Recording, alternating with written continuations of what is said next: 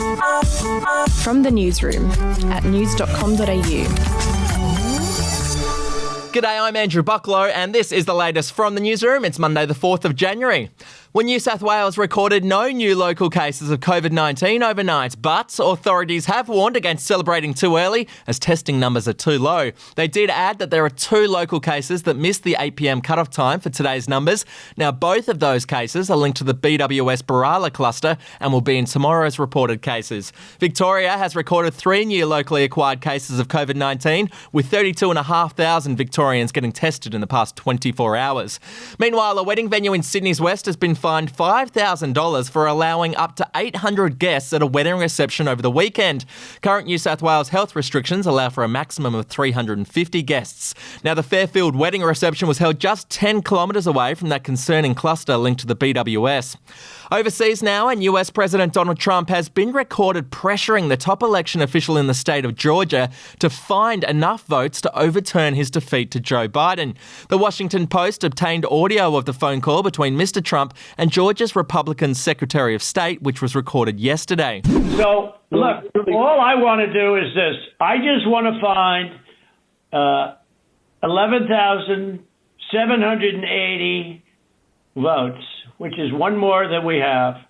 Georgia counted its votes 3 times in the wake of the election, confirming Mr. Biden's victory by a final margin of 11,779 votes. And if you're a burger fan, good news, there's a new burger chain coming to Australia. Actor Mark Wahlberg has announced plans to open his chain called Wahlburgers in 15 locations across Australia. Now, the first restaurant will be in Sydney's Circular Quay. Each venue will be movie themed after the Wahlbergs signed a deal worth $50 million to partner with the United Cinemas chain. Alrighty, to entertainment now, and the executive producer of I'm a Celebrity, Get Me Out of Here has revealed that a former contestant once begged them not to show a certain scene on TV.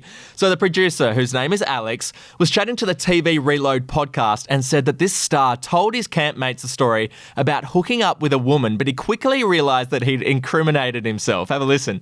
He then came running up to the talkie straight after that conversation and was in the talkie saying, "It's okay for you to use that scene, but please don't say the time or the place because I've just realised I was still married at the time."